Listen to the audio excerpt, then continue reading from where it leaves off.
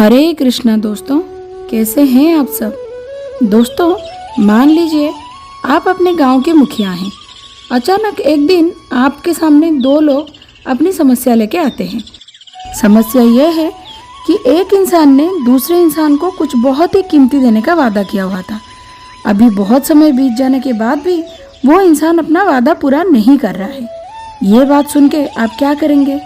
आप सामने वाले इंसान को पूछेंगे कि भाई, तुमने जब वादा किया था तो अब पूरा क्यों नहीं कर रहे हो। तभी मान लीजिए वो इंसान कहता है कि महाशय, मैंने ऐसा कोई वादा ही नहीं किया था, ये इंसान झूठ बोल रहा है। अब आप क्या करेंगे? कौन सच बोल रहा है, कौन झूठ बोल रहा है, इसका फैसला कैसे होगा? तो आप क्या करेंगे? आप बोलेंगे कि उस इंसान को बुला के लाओ जिनके सामने ये बात हुई थी, यानी कि विटनेस, साक्षी, है ना। जो विटनेस बोलेगा वही सच है, हो जाएगा दूध का दूध और पानी का पानी। परंतु मान लीजिए उनकी इस बातचीत का कोई भी साक्षी नहीं है, यानी कि वो लोग जब बातचीत कर रहे थे तब कोई इंसान वहाँ पे मौजूद था ही नहीं, अपितु भगवान के विग्रह के सामने उनकी ये बातचीत हुई थी। अब आपको कैसे पता चलेगा सच क्या है, झूठ क्या है? तो दोस्तों, आज की हमारी कहानी ऐसी ही एक सच्ची घटना पर आधारित है, जहाँ पे किसी ने किसी को कुछ वादा किया था, परंतु किसी इंसान को साक्षी मानकर नहीं, अपितु भगवान श्री कृष्ण को साक्षी मानकर। क्या हुआ जब वो इंसान अपने वादे से मुकर गया? क्या भगवान खुद आए थे साक्षी देने के लिए, या फिर कुछ और चमत्कार हुआ था? तो आइए सुनते हैं ये अनोखी सी कहानी। उससे पहले अगर आप चैनल पे नए हैं तो लाइक, शेयर, कमेंट के साथ साथ सब्सक्राइब भी कर दीजिए। चलते हैं हमारी कहानी की तरफ। प्राचीन काल में दक्षिण भारत के विद्यानगर में दो ब्राह्मण थे, जिन्होंने विभिन्न तीर्थ स्थानों के दर्शनार्थ लंबी यात्रा की। अंत में वो अत्यंत प्रसन्नता पूर्वक मथुरा भी आए। मथुरा पहुंचकर अंत में वृंदावन नगरी पहुंचे। वृंदावन नगरी में, जहां अब गोविंद मंदिर स्थित है, पहले एक विशाल मंदिर था, जहां गोपाल जी की भव्य सेवा की जाती थी। यमुना नदी में स्नान करने के बाद दोनों यात्री गोपाल मंदिर में दर्शन करने गए। इसके बाद उन्होंने उस मंदिर में विश्राम किया और वृंदावन में 2-4 दिन रुकने का फैसला किया। दोनों ब्राह्मणों में एक वृद्ध था और दूसरा तरुण। इस लंबी यात्रा के दौरान वो तरुण व्यक्ति ने उस वृद्ध ब्राह्मण की बहुत सहायता की थी। उनकी सारी ज़रूरतें तथा खान पान और विश्राम का बहुत ख्याल रखा था, जिसकी वजह से उस बूढ़े ब्राह्मण को इतनी लंबी यात्रा के बावजूद भी कभी भी थकान महसूस नहीं हुई थी। तो उस वृद्ध ब्राह्मण ने उस तरुण से कहा कि तुमने तरह तरह से मेरी सेवा की है और इन सारे तीर्थ स्थानों की यात्रा करने में मेरी बहुत मदद की है। मेरा पुत्र भी ऐसा सेवा नहीं करता जैसे तुमने की है। यदि तुम्हारा इस उपकार का मैं ऋण ना चुकाऊं तो मैं कृतज्ञ माना जाऊंगा। अतएव मैं ये वचन देता हूँ, मैं तुमसे अपनी कन्या के विवाह करवाऊंगा। तरुण ब्राह्मण ये सुन के कहता है कि हे महाशय, कृपया मेरी बात ध्यान से सुने। आप बहुत असंभव बात कर रहे हैं, ऐसा कभी होता नहीं है। आप उच्च कुल के व्यक्ति हैं, सुशिक्षित हैं और अत्यंत धनी हैं, और मैं भले ही उच्च कुल का हूँ, परंतु ना ही मेरे पास उत्तम शिक्षा है और ना ही धन है। इसीलिए मैं आपकी कन्या के लिए उपयुक्त वर नहीं हूँ। मैंने तो केवल कृष्ण की तुष्टि के लिए आपकी सेवा किया है, क्योंकि भगवान कृष्ण ब्राह्मणों की सेवा करने से अत्यंत प्रसन्न होते हैं। ये सुनकर उस वृद्ध ब्राह्मण ने कहा, बेटा, तुम मुझ पर बिल्कुल संदेह मत करो, मैं तुम्हें कन्यादान दूंगा। मैंने पहले ही ये निश्चय कर लिया है। ये सुन के फिर से वो तरुण ब्राह्मण बोलता है, आपकी पत्नी है, पुत्र हैं तथा बहुत परिजन हैं। अपने सारे मित्रों तथा परिजनों की सम्मति के बिना आप ये वादा कैसे कर रहे हैं? तो वो वृद्ध ब्राह्मण कहते हैं कि मेरी पुत्री मेरी निजी संपत्ति है। यदि मैं किसी को अपनी संपत्ति देना चाहूँ तो मुझे किसी और को पूछने की कोई ज़रूरत नहीं है। हे मेरे प्रिय बालक, मैं तुम्हें अपनी कन्यादान अवश्य करूँगा, बस तुम मेरी प्रस्ताव स्वीकार कर लो। ये सुनकर तरुण ब्राह्मण ने उत्तर दिया, यदि आप अपना कन्या मुझे देने के निश्चय कर चुके हैं तो ये गोपाल जी के विग्रह के सामने चलकर कहें। तो उस वृद्ध ब्राह्मण ने गोपाल जी के समक्ष आकर कहा, हे प्रभु, आप साक्षी हैं कि मैंने अपनी कन्या इस लड़के को दे दी है। अब तरुण ब्राह्मण ने विग्रह को संबोधित करते हुए कहा, हे प्रभु, आप मेरे भी साक्षी हैं। यदि बाद में ज़रूरत पड़ी तो मैं आपको ही साक्षी के रूप में बुलाऊंगा। इसके बाद दोनों ब्राह्मण अपने घर के लिए चल पड़े और गांव में पहुंचने के बाद दोनों अपने अपने घर चले गए। कुछ समय के बाद वृद्ध ब्राह्मण को अपने वादे की चिंता सताने लगी। अब वो ये सोचने लगा कि मैंने तीर्थस्थल में वो तरुण ब्राह्मण को वचन तो दे दिया, परंतु अभी मुझे अपनी स्त्री, पुत्रों, अन्य संबंधियों तथा मित्रों से ये बात कह देनी चाहिए। इसीलिए उन्होंने सारे संबंधियों तथा अपने परिवारजनों को इकट्ठा बुलाया और उन सबको गोपाल जी के समक्ष हुई घटना बताई। जब परिवार वालों ने ये सुना तो वो निराशा प्रकट करते हुए हाहाकार करने लगे। सभी ने एक स्वर से कहा कि यदि तुमने अपनी कन्या उस तरुण ब्राह्मण को दे दी तो सब तुम्हारा उपहास करेंगे। यदि आपने हमारी मर्जी के खिलाफ ये विवाह करने की कोशिश की तो हम सभी विष खाकर मर जाएंगे। वृद्ध ब्राह्मण ने कहा कि अगर मैंने अपनी कन्या उस ब्राह्मण को नहीं दिया तो वो श्री गोपाल जी को साक्षी के रूप में बुलाएगा, क्योंकि वही एकमात्र हैं जो उस घटनास्थल पे थे। इस तरह मेरी कन्या को वो बलपूर्वक ले जाएगा और उस दशा से मेरा धर्म नष्ट भी हो जाएगा। उसका पुत्र उत्तर देता है, भले ही विग्रह साक्षी हो, वो थोड़े ही गवाही देने दूर देश से आएंगे, इसीलिए आपके विरुद्ध साक्षी देने के लिए कोई नहीं है।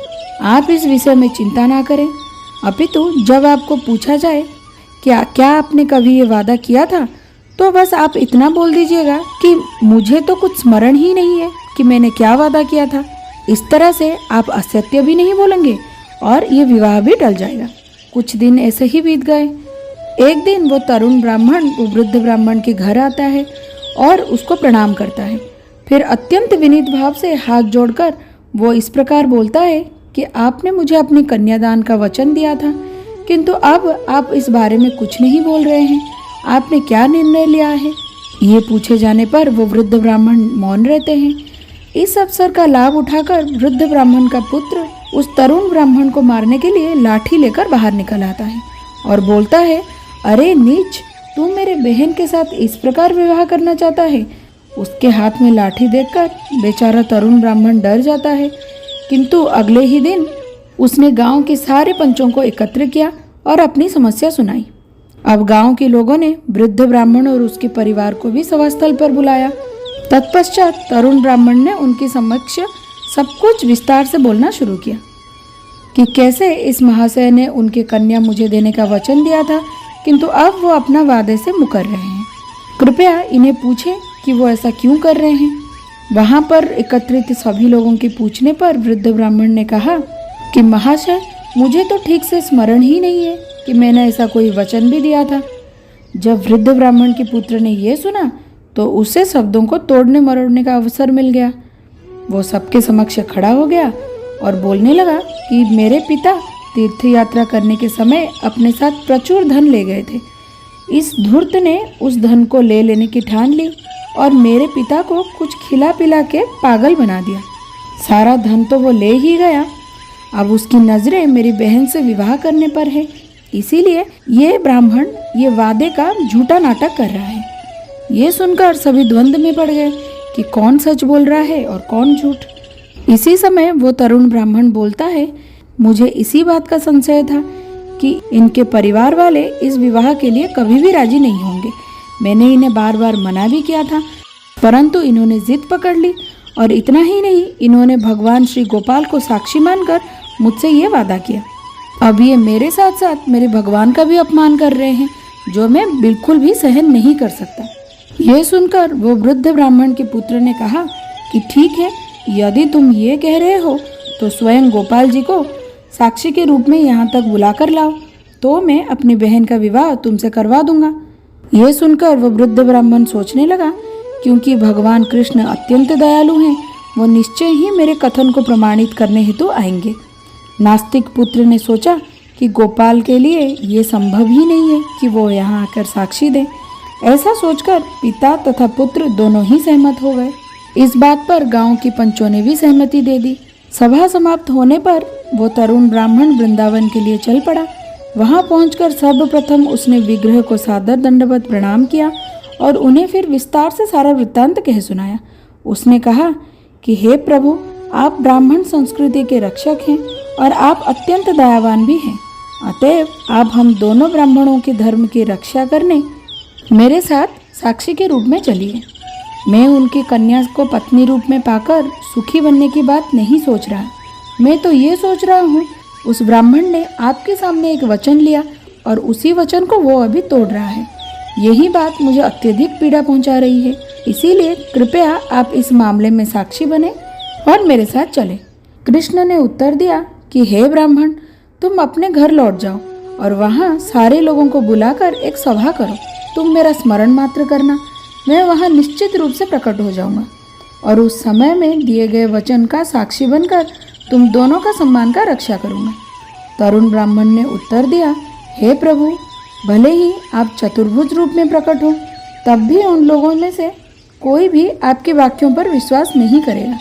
किंतु यदि आप इसी गोपाल रूप में वहाँ चले और अपने श्रीमुख से कहें, तभी आपकी साक्षी सभी लोगों द्वारा सुनी जाएगी। भगवान कृष्ण ने कहा, मैंने आज तक किसी विग्रह को एक स्थान से दूसरे स्थान पर चलकर जाते हुए नहीं सुना। ब्राह्मण ने कहा, यह सत्य है, किंतु ये कैसे संभव हो रहा है कि आप विग्रह होकर भी मुझसे बात कर रहे हैं? अगर विग्रह मुझसे बात कर सकते हैं तो मेरे साथ साक्षी देने के लिए भी चल सकते हैं। अभी श्री गोपाल मुस्कुराते हुए कहते हैं कि ठीक है, मैं तुम्हारे पीछे पीछे चलूँगा, परंतु मेरी एक शर्त है, तुम मुझे मुड़कर देखने का प्रयत्न मत करना, अन्यथा तुम जैसे ही मेरे ओर देखोगे मैं उसी स्थान पर स्थिर हो जाऊंगा। ये सुनकर वह ब्राह्मण कहता है, तो फिर मुझे पता कैसे चलेगा कि आप मेरे पीछे पीछे आ रहे हैं? तो गोपाल कहते हैं, तुम मेरी नुपुर की ध्वनि से जानोगे कि मैं तुम्हारे पीछे पीछे चल रहा हूँ। प्रतिदिन 1 किलो चावल पकाकर मुझे अर्पित करना, मैं उस चावल को खाऊंगा और तुम्हारे पीछे पीछे चलूँगा। अगले दिन ब्राह्मण ने गोपाल से आज्ञा मांगी और अपने देश के लिए चल पड़ा। गोपाल जी भी उसके पीछे पीछे चल पड़े। जब गोपाल उस तरुण ब्राह्मण के पीछे चल रहे थे तो उनके नुपुरों की रुमझुम ध्वनि सुनाई पड़ने लगी। वो ब्राह्मण अत्यधिक प्रसन्न था और उसने उत्तम चावल गोपाल के भोग के लिए पकाया। इस प्रकार वो तरुण ब्राह्मण चलता रहा जब तक कि वो अपने गांव में नहीं पहुंच जाता। जब वो अपने गांव के निकट पहुंचा तो वो इस प्रकार सोचने लगा कि अब मैं अपने गांव पहुंच चुका हूं और अपने घर जाकर सभी लोगों को बतलाऊंगा कि भगवान गोपाल साक्षी के रूप में आ गए हैं। यदि गांव वाले गोपाल विग्रह का प्रत्यक्ष दर्शन नहीं करेंगे तो उन्हें विश्वास कैसे होगा कि गोपाल आ गए हैं? ये सोच विचार करते वो चलता रहा। अचानक से उसको नुपुर की ध्वनि सुनाई नहीं पड़ी तो उसने अपनी वादा भूलकर पीछे मोड़ के देख लिया।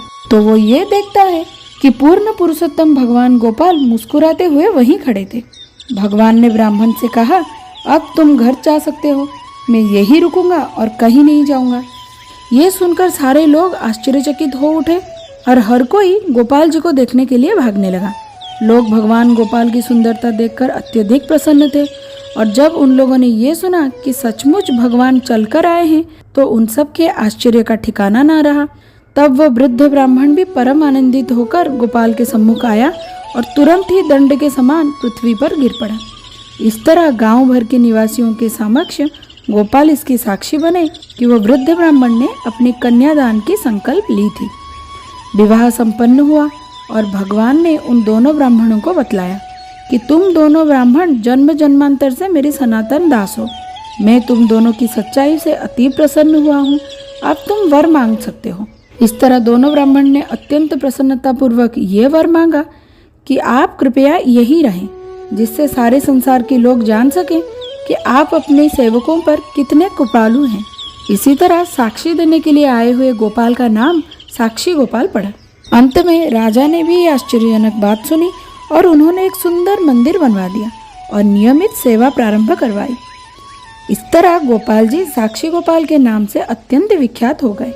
तो दोस्तों, ये थी आज की कहानी गोपाल जी के बारे में, जब वो अपने भक्त के लिए साक्ष्य देने के लिए भी तैयार हो गए और इतना कष्ट स्वीकार करके वृंदावन से इतने दूर चल के आए।